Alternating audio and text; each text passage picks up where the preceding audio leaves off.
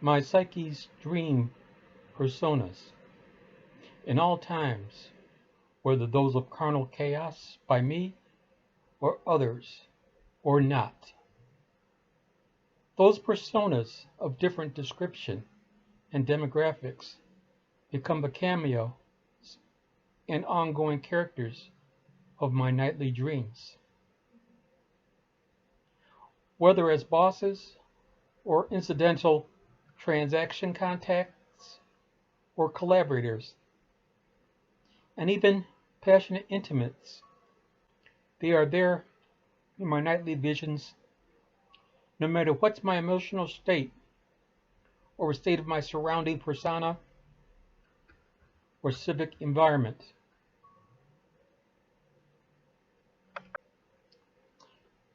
In whatever setting, a dormitory or academy campus or rural locale or a suburban development or a hotel poolside, I find my companions of emotional signals and messages for my comfort or discomfort. I took their presence in these settings, no matter how bizarre, for granted, with no particular meaning, except as the fungible context for my dream. There were times when the setting becomes very relevant.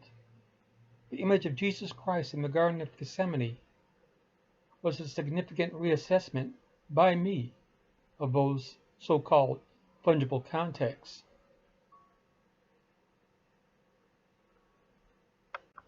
It came after a put-down letter from someone I had kindled a flame of affection for over 25 years that left me quite chagrined and humiliation. I went to bed with those echoing feelings. Then I dreamt I was in a forest glen, sitting on a log. In the same mood, I went to bed. And an angel, in the visage of a gal from my high school days, appeared on my left shoulder. With her big blue eyes peering deeply into mine, she asked, "How you doing?" I shrugged my shoulders, saying, "I'm okay." The angel looks at me incredulously, kisses me on the cheek, saying, "You men, always trying to act so brave." The dream ends there. On awakening, I marveled how, supposedly, my psyche had performed such a complimentary and compensatory service for my morale.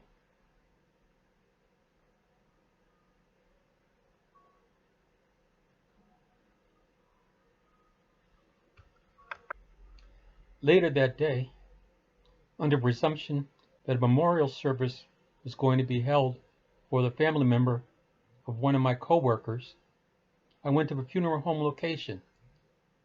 I got there and perfunctorily grabbed a program and went inside to be seated.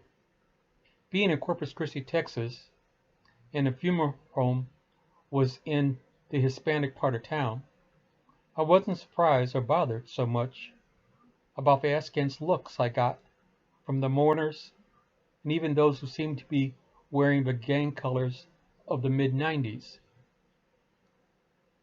I looked around to see if I would spot my coworker or maybe coworkers. No luck. After investigating the names for one that would be familiar in equal futility in the brochure, I closed the program and saw the front of it for the first time.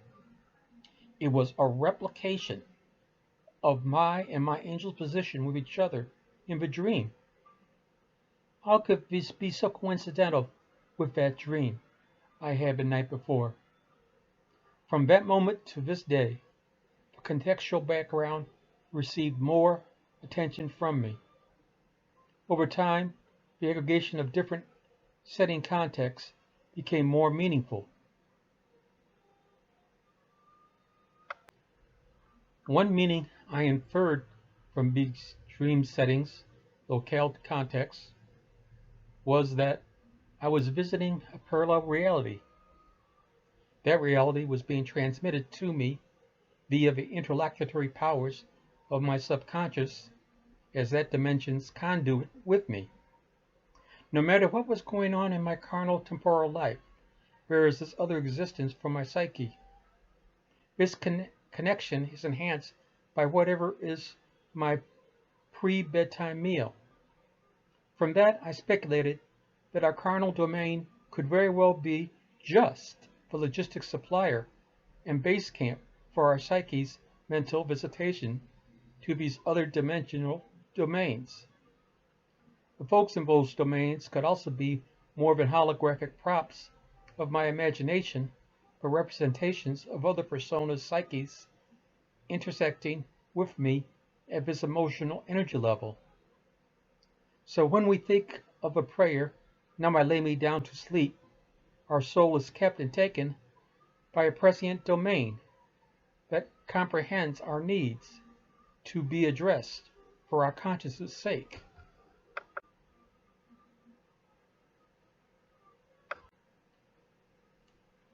An addendum of solicitation for a 25-cent donation. Your donations of appreciation for this work will be graciously accepted at this PayPal link. That's me on a tightrope.